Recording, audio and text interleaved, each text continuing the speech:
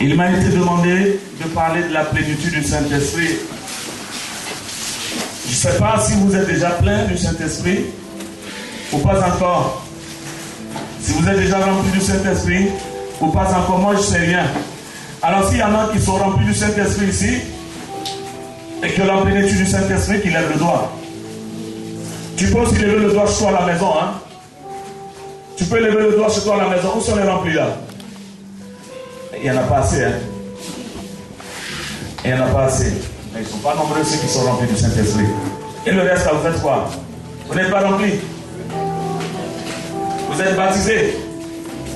Est-ce que vous êtes baptisés au nom du Père, du Fils et du Saint-Esprit? Oui. Alors, dans les trois là, il n'y a pas l'Esprit Saint dedans? Alors, qu'est-ce que vous dites? Vous êtes baptisés du Saint-Esprit? Vous avez reçu le Saint-Esprit? Vous êtes plein? Vous êtes sûr que vous êtes plein? Vous êtes sûr? Eh, bien aimé, ils disent qu'ils sont pleins. C'est vrai. Ah, donc il est endormi en vous. Le Saint-Esprit, c'est Dieu. C'est la troisième personne de la Trinité. Il reçoit le credo de Nicée. Constantinople nous dit qu'il reçoit même adoration et même roi que Dieu le Père et Dieu le Fils. Alors, il est Dieu. Parce qu'il est Dieu, il a les attributs de Dieu. Et parce qu'il est Dieu, il est puissant. Dieu parce que Dieu est puissant. Bien-aimé, la puissance de Dieu ne se quantifie pas.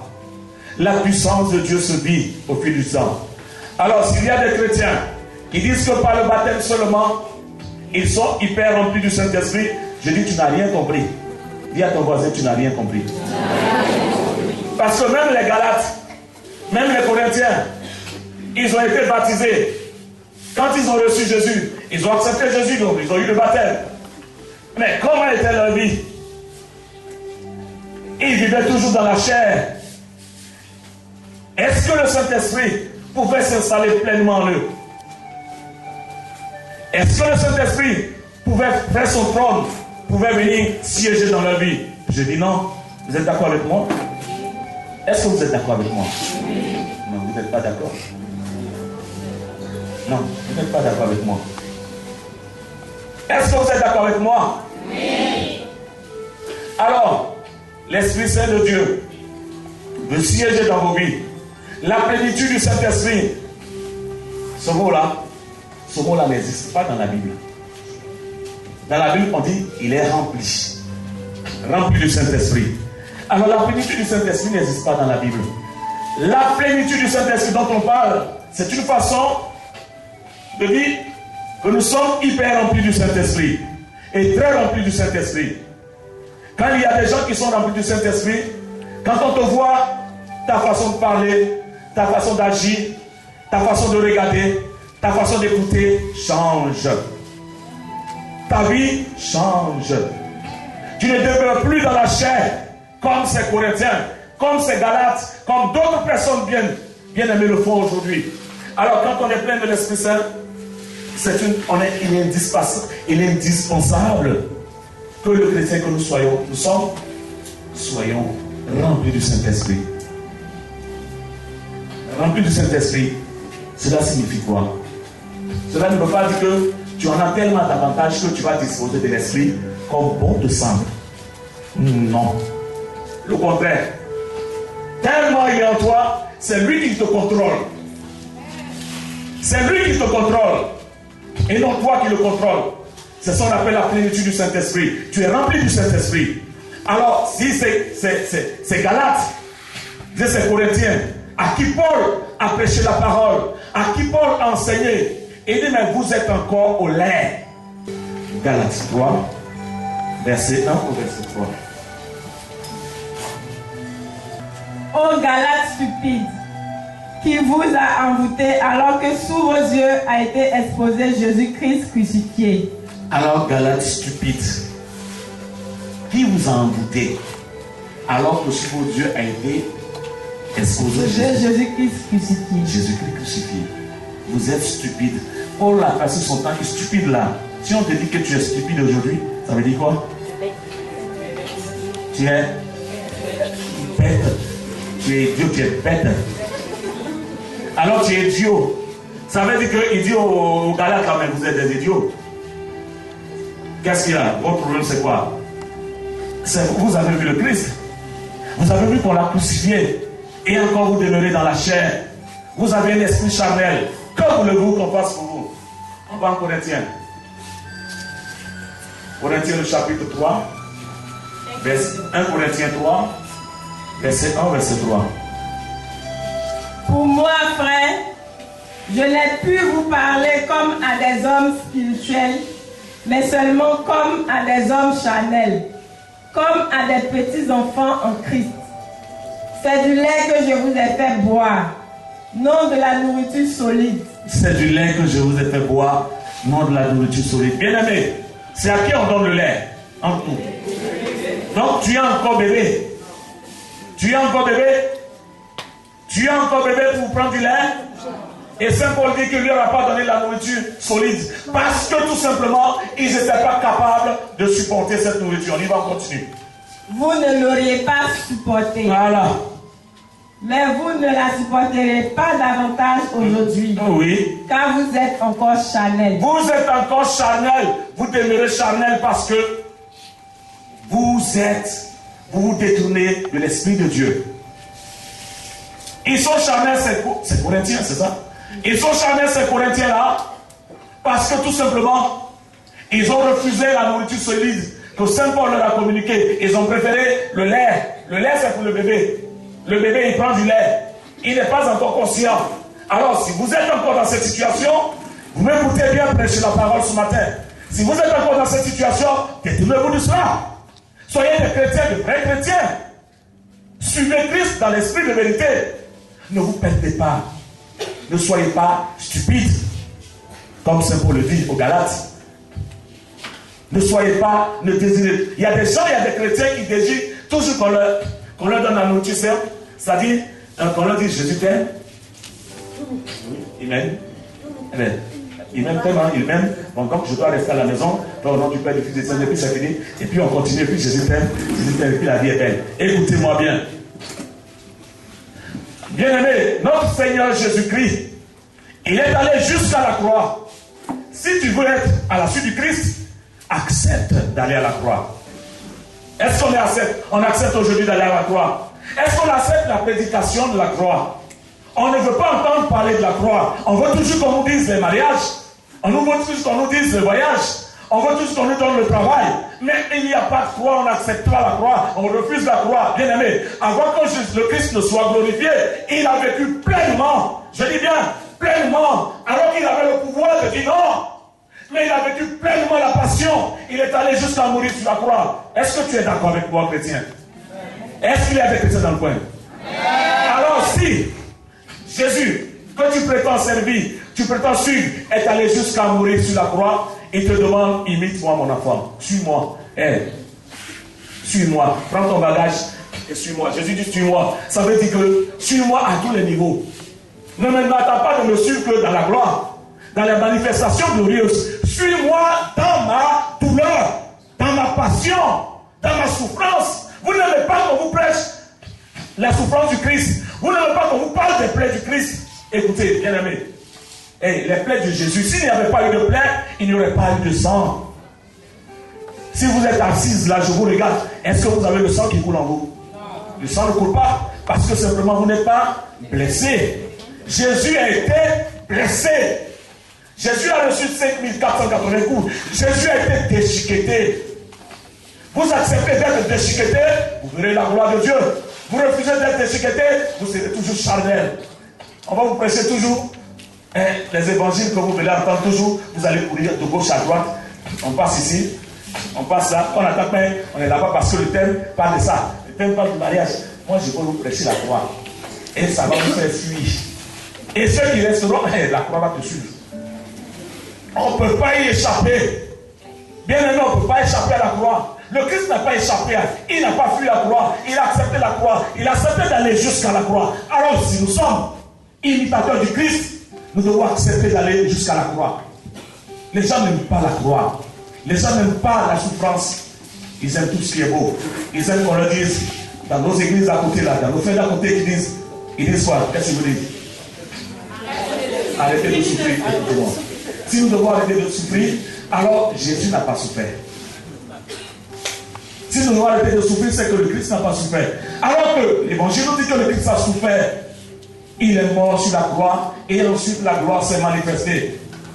Dieu l'a ressuscité d'entre les morts pour que vous ayez la vie, pour que vous soyez sauvés, pour que nous tous, nous soyons sauvés.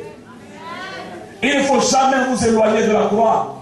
Acceptez les douleurs, acceptez les persécutions, les humiliations. Ce sont le chemin de la sanctification. En dehors de ça, il n'y a pas de sanctification. Bien aimé, en dehors de ça, il n'y a pas de sanctification. Tout à l'heure, mon prédécesseur a parlé de la sanctification. Moi, je viens parler de la plénitude parce que regardez un peu les thèmes se suivent. Ils ont péché. Et tous sont privés de la gloire de Dieu. Alors, le péché te prive de la gloire de Dieu. Il faudrait que tu te sanctifies. Si tu es sanctifié, alors tu es plein du Saint-Esprit. Amen. Ce n'est pas un bon thème, ce n'est pas une suite logique. Claire. Alors, je peux acclamer le Seigneur.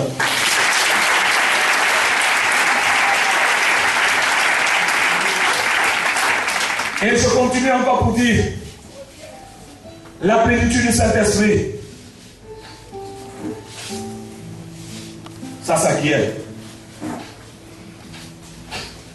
Et c'est Dieu qui nous donne d'être plein de son esprit. Jésus-Christ. Alors, ne peut être plein de l'Esprit Saint. Et Jésus l'a dit à cette femme-là, en Jean le chapitre 4, verset 14. Mais celui qui boira de l'eau que je lui donnerai n'aura plus jamais soif. Au contraire, l'eau que je lui donnerai deviendra en lui une source jaillissant en vie éternelle. L'eau que Jésus nous donne, c'est une eau éternelle. Quand Jésus nous remplit, il nous remplit éternellement. Tu n'as plus jamais soif. Tu n'as pas faim aussi. Parce que tu reçois l'eau vide. Bien aimé, si vous n'êtes pas rempli, si vous êtes rempli, je pense que ce qui est rempli, on n'a plus besoin. Si un verre est rempli, on n'a plus besoin d'y mettre de l'eau. On met de l'eau que dans un verre qui n'est pas rempli. On est d'accord? Alors, si vous êtes rempli du Saint-Esprit, il n'y a plus de problème. Mais si vous n'êtes pas rempli, vous devez être rempli. Alors, désirez être rempli du Saint-Esprit. Demandez le Saint-Esprit. Cherchez le Saint-Esprit. Il se manifestera à vous. Jean chapitre 7, verset 38 au verset 39. Celui qui croit en moi, comme l'a dit l'Écriture, la Sainte Écriture, de son sein couleront des fleuves d'eau vive. De son sein couleront des fleuves d'eau vive. Si vous croyez en Jésus, de votre sein va couler des fleuves d'eau vive. Oui, on continue. Il désignait ainsi l'esprit qui devait recevoir ceux qui croiraient en lui. Ceux qui croient en lui, voilà l'esprit qu'ils vont recevoir. Et cela va couler d'eux. Ils vont être très contagieux. Bien aimé, l'Esprit Saint contamine. L'Esprit Saint se transmet. Écoutez-moi bien.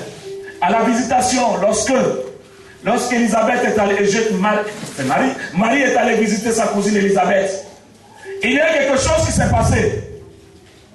Il y a quelque chose d'extraordinaire.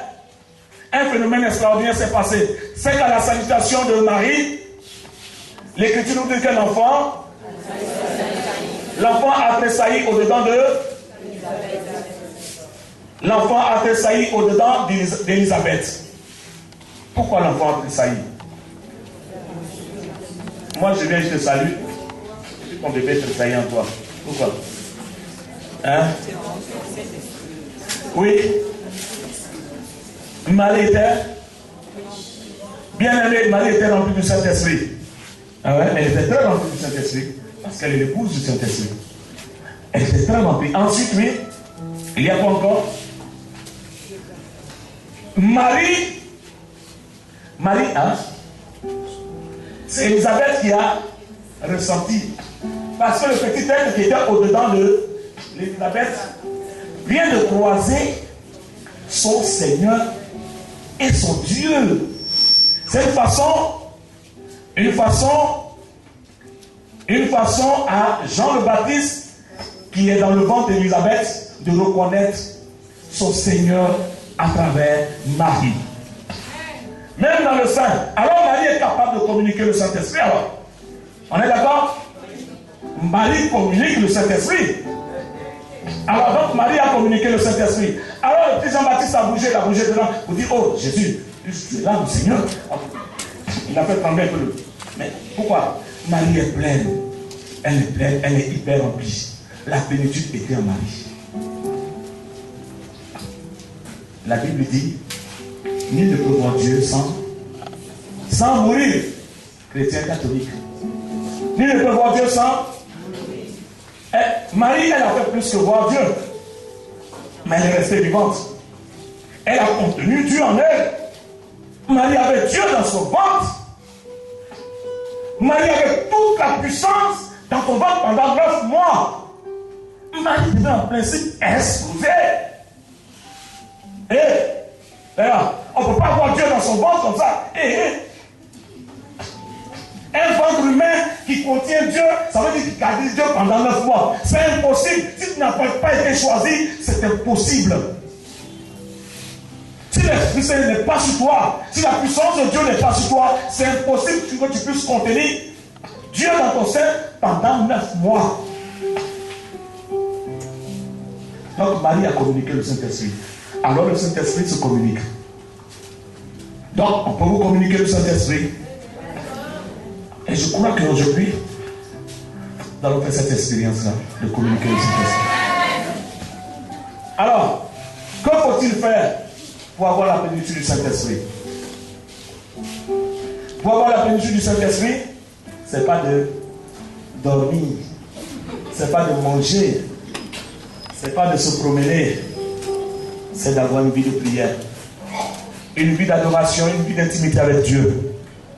Dans un premier temps, il faut que tu sois une personne capable de confesser tes péchés. Est-ce que tu confesses ton péché? Est-ce que tu confesses ton péché? Et l'Esprit de Dieu ne vient pas dans un corps souillé. Alors il faut que tu sois capable de confesser ton péché. Et après avoir confessé ton péché, réclamer le sang de la croix sur toi pour ta purification. Est-ce qu'on aime confesser nos péchés? Et il y a des péchés qu'on appelle péchés mignons. Péchés jolis. Mignon. Et on le caresse et puis on le personnifie et on l'a gardé là. Il est un péché mignon et on continue de marcher.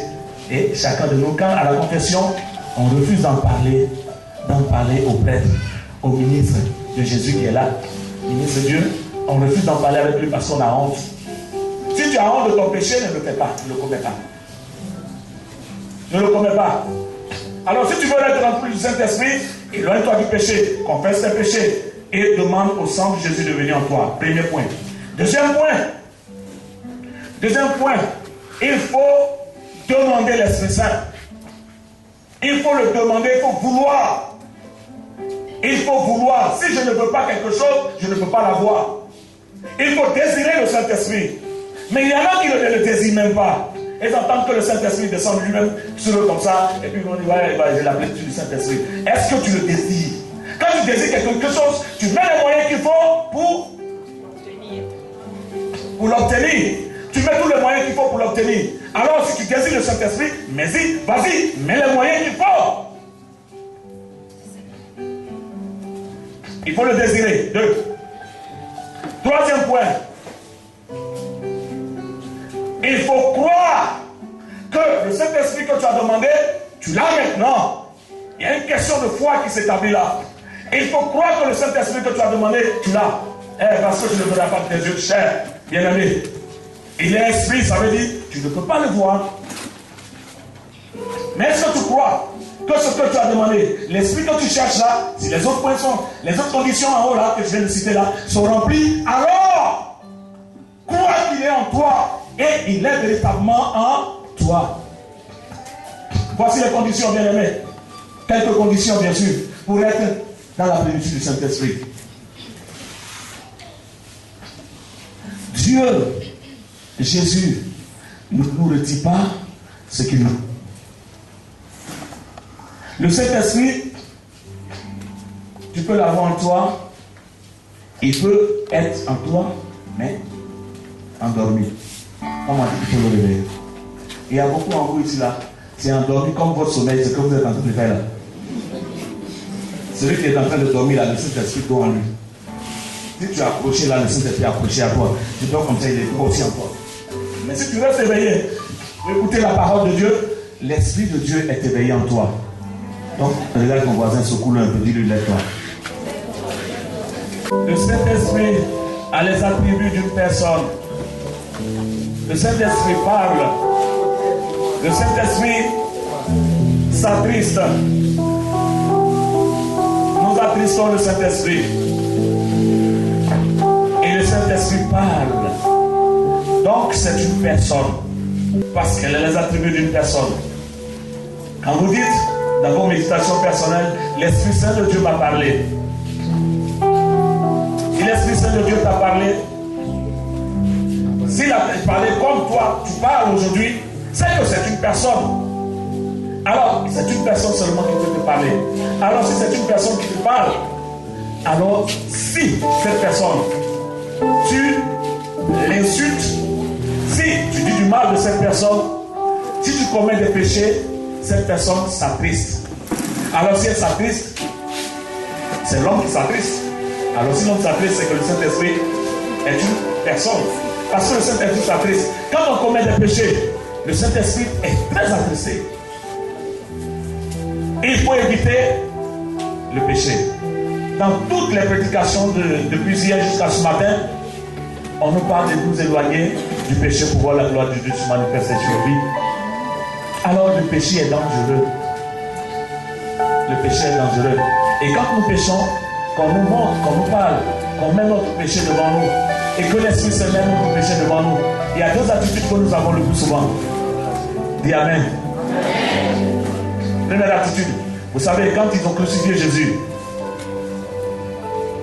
et que Pierre a pris la parole, et les autres ont pris la parole, Pierre et les autres ont commencé à parler au peuple de Dieu de ce qui s'était passé à Jérusalem. Et il dit, vous l'avez crucifié. Celui-là même que vous avez crucifié, il est ressuscité d'entre les morts. Quelle était la réaction de ces personnes qui l'écoutaient? Première réaction, c'est qu'ils ont dit, que devons-nous faire? Frère, que devons-nous faire? Et qui a répondu? Repentez-nous. Première réaction, face au péché. Deuxième réaction, quand Pierre et les autres étaient en train de parler au Sanhédrin, les grands prêtres d'alors, quelle était la réaction? Quand Pierre était en train de leur parler de ce Jésus que vous avez tué, que vous avez crucifié d'entre les morts, vous l'avez tué, Dieu l'a ressuscité. La réaction de ce conseil-là, de Sanhédrin-là, était une réaction, comment? Ils se sont mis en colère. Donc c'est les deux attitudes que nous avons face au péché. Quand le péché est devant nous, que nous le voyons, voilà les deux attitudes que nous pouvons avoir. Soit on se repentit, soit on demeure dans son état et on se met en colère. Recherchez la repentance, désirez vous repentir lorsque vous avez péché. Bien-aimés, Dieu nous a donné un sacrement extraordinaire, le sacrement de la réconciliation. Quand nous avons péché, on va dans le sacrement de la réconciliation, on obtient la miséricorde de Dieu, quel que soit notre péché. Quel que soit notre péché, nous obtenons la miséricorde de Dieu. Et cette miséricorde, elle est infinie. Si tu l'as aujourd'hui, demain encore tu peux la désirer. Autant de fois que tu pécheras, va te repentir. Aucun prêtre ne refusera de te confesser. Mais il faut désirer se repentir. La repentance est une chose importante afin de posséder l'Esprit Saint, afin de voir la plénitude du Saint-Esprit en soi. Si vous désirez marcher avec le Saint-Esprit, être ami avec le Saint-Esprit, il faut vous éloigner au maximum du péché. Il faut vous en éloigner au maximum. Moi, si je ne désire pas quelque chose, je ne mets pas les moyens pour obtenir cette chose. Alors, si vous désirez le Saint-Esprit, éloignez-vous du péché et mettez tous les moyens en votre faveur pour acquérir le Saint-Esprit. Je crois, ma foi me le dit. Je crois que vous êtes ou bien vous serez remplis ce matin encore. Le Saint-Esprit n'est pas une propriété privée. Ça n'appartient pas, c'est pas le domaine, et bien aimé. Ce n'est pas une acquisition d'un mouvement, une acquisition d'une personne. Écoutez, ce n'est pas que le renouveau charismatique c'est pas qu'au renouveau charismatique qu'on parle du Saint-Esprit. Ce n'est pas une propriété du renouveau. Le Saint-Esprit est donné à tout le monde. Il n'y a pas une certaine catégorie de personnes qui ont droit à être visitées par le Saint-Esprit, qui ont droit à être remplies par le Saint-Esprit, et puis l'autre catégorie qui n'a pas droit à ça. C'est faux. Dieu ne fonctionne pas comme ça. Le Saint-Esprit est donné à tout le monde. Écoutez-moi bien, vous qui m'écoutez sur les ondes, le Saint-Esprit est donné à tout le monde. Vous pouvez tous manifester ce que nous faisons aujourd'hui. Ce que les autres font, vous pouvez le faire. Est-ce que vous croyez que le Saint-Esprit est en vous? Est-ce que vous avez foi en l'Esprit Saint? Alors si vous avez foi, vous pourrez faire des choses au nom de Jésus. Alors Jésus a dit, si vous croyez, votre foi est comme une graine de moutarde, petite aussi comme une graine de moutarde, vous ferez de grandes choses. Vous ferez même plus que ce que j'ai fait. Jésus dit par la foi, tu es capable de faire plus que lui. Et bien aimé, Pierre, dans sa prédication, un seul jour de prédication, il y a eu plus de convertis que Jésus en a fait pendant son ministère public. Amen. Il y a eu plus de convertis. Alors, l'Esprit Saint était à l'œuvre. Donc, ce même Esprit-là, il est toujours à l'œuvre. Puis, il ne faut pas dire, le Saint-Esprit, c'est eux là. Le Saint-Esprit, c'est eux là. Mais toi, qu'est-ce qu'il y a en toi? Si le Saint-Esprit n'est pas en toi, donc c'est qui? Qui est en toi? Satan? Alors que tu es baptisé au nom du Père et du Fils et du Saint-Esprit, le jour que le prêtre t'a demandé, renonce à Satan, tu dis je renonce à Satan. À ses œuvres, je renonce à ses œuvres. Qui est? Et tu renonces à Satan, à ses œuvres. Et demain, tu dis non, il n'est pas en moi. Moi, ça là, c'est eux seulement. C'est eux seulement, chrétiens de cuisine. Quand je parle de chrétiens de cuisine, ouais, ils s'enferment dans cette cuisine comme au village. Ils n'aiment pas trop sortir nos grands-mamans, nos ménés là. Elles sont tout le temps dans la cuisine. Je suis en train de faire quelque chose. On ne peut pas sortir. Il faut sortir l'Esprit Saint. Si l'Esprit Saint te touche là, on doit savoir que tu es rempli du Saint-Esprit. On doit te voir en train de faire les œuvres de l'Esprit, en train de prêcher la parole de Dieu, en train d'enseigner à temps et à contre-temps. On ne reçoit pas le Saint-Esprit pour s'asseoir à la maison. On ne reçoit pas le Saint-Esprit pour se promener. On reçoit le Saint-Esprit pour parler de Jésus. Et non pour se prêcher aussi. Et ça là, je le dis pour nos frères et sœurs. Les modérateurs, bergers et autres là. On ne prend pas le Saint-Esprit, on ne reçoit pas le Saint-Esprit pour se prêcher. J'ai fait ci, j'ai fait ça, j'ai fait ci, j'ai fait ça. Écoutez, quand tu es rempli du Saint-Esprit, tu n'as même pas besoin de parler. Quand tu arrives, c'est l'entourage. C'est ton entourage ou ceux qui sont à côté de toi qui disent il est vraiment rempli du Saint-Esprit. Et non toi-même. Lui-même, il te vend comme on le dit. Il te vend à l'assemblée. C'est ça l'Esprit Saint de Dieu. Il ne se comporte pas en se vantant. Faites éviter toutes ces façons d'agir. Quand on reçoit le Saint-Esprit, c'est pour servir Dieu. Quand on est avec le Saint-Esprit, c'est pour faire de bonnes choses. Hein? Il faut en faire. Ok? Faites de bonnes choses. Parce que quand on a l'Esprit de Dieu, on a la vie. Quand on n'a pas le Saint-Esprit, on a l'autre côté là. Évitez beaucoup de choses. Accueillez le Saint-Esprit.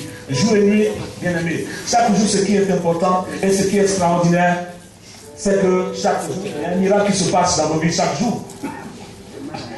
Et ce miracle, c'est la célébration eucharistique. Chaque matin, quand nous allons à la messe, il y a un miracle qui est produit. Le pain et le vin deviennent corps et sang du Christ. Et l'Esprit Saint, c'est l'Esprit Saint qui vient faire cela. Et quand nous le recevons, il est pleinement en nous. Chaque jour, l'Esprit vient refaire en nous. L'Esprit vient se manifester en nous. Chaque jour, l'Esprit vient nous remplir. Alors, si nous sommes remplis du Saint-Esprit, nous sommes capables de demander à cette montagne, déplace-toi, va te jeter dans la mer. Elle va nous obéir. à une seule condition. La foi. La foi. Et cette foi qui déplace les montagnes, cette foi qui est capable de tout, il faut la désirer. Il faut la désirer et l'accueillir. Est-ce que nous accueillons le Saint-Esprit? Est-ce que nous passons notre temps à fermer notre cœur? Il faut que notre cœur soit ouvert pour que l'Esprit Saint vienne siéger dans notre cœur. Alors quand il prend possession de nous, il y a des points de notre vie que nous cachons au Saint-Esprit. Ça ne peut pas marcher. Il n'est pas notre petit copain. Il faut qu'on fasse le cache-cache avec lui. Il y a de certains endroits que nous réservons, que nous ne voulons pas ouvrir au Saint-Esprit. Et il y a d'autres endroits qu'on ouvre. Bien aimé, il faut t'ouvrir complètement et pleinement à l'Esprit. Pour qu'il puisse prendre tout ton être. Alors quand il prendra ton être, il agira, il te fera agir en son nom. C'est là qu'on voit la gloire de Dieu se manifester. Il n'y a rien à cacher à Dieu. Dieu voit tout. On est d'accord? Hein? Dieu même voit la fourmi noire dans la nuit noire. Dans un trou noir. Alors, désirer l'Esprit Saint, c'est ce qui va se manifester. Est-ce qu'il y a ici là parmi vous, là, il y a des gens qui désirent le Saint-Esprit? Parce que je vais l'invoquer tout à l'heure. Alors, si tu le désires et que tu es disposé à le recevoir, il descendra sur toi. Et ce qui est extraordinaire, l'Esprit Saint, quand il veut descendre, il descend pleinement. Et si tu es bien disposé, tu le mets en toi. Éloignons-nous au maximum du péché. Désirons l'Esprit Saint. Désirons l'Esprit Saint. Alors, s'il est en toi, tu verras de grandes choses, de très grandes choses. Les gens te trouveront extraordinaires. Toute la gloire revient à Jésus. Toute la gloire revient à Jésus. La plénitude du Saint-Esprit doit t'éloigner de l'orgueil. Au maximum de l'orgueil. Moi j'ai le Saint-Esprit. Moi j'ai fait ceci, cela. Au nom de Jésus, moi j'ai fait ceci, cela. Laisse les gens parler de toi. Laisse l'Esprit faire parler de toi. Et non, ne parle pas de toi. Quand quelqu'un est rempli du Saint-Esprit, il ne parle pas de lui. Il laisse l'Esprit de Dieu parler. On est d'accord? On est d'accord? Alors le Saint-Esprit continuera d'agir dans nos vies. Il ne nous lâchera jamais. Il nous a été donné une bonne fois pour toutes. Et il est en nous. C'est nous qui, par notre comportement, l'attristons et il est là, il n'agit plus. Arrêtez de l'attrister. Confessons-nous, allons au sacrement de la réconciliation. Et on verra la gloire de Dieu se manifester. Amen. On peut acclamer le Seigneur.